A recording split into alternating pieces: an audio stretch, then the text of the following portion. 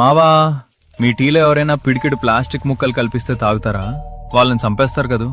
కానీ నిజం చెప్పాలంటే పేపర్ కప్ లో టీ తాగిన ప్రతిసారి నవ్వుతూ ఎంజాయ్ చేస్తూ మీరు చేస్తున్న పనదే.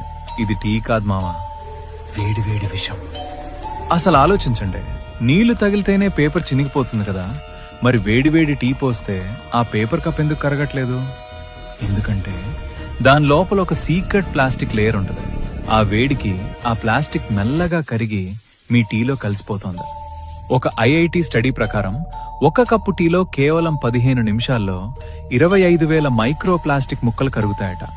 అంటే మీరు టీ తాగట్లేదు, ఒక ప్లాస్టిక్ సూప్ తాగుతున్నారు. ఇవి నేరుగా మీ రక్తంలోకి వెళ్లి సెటిల్ అయిపోతాయి.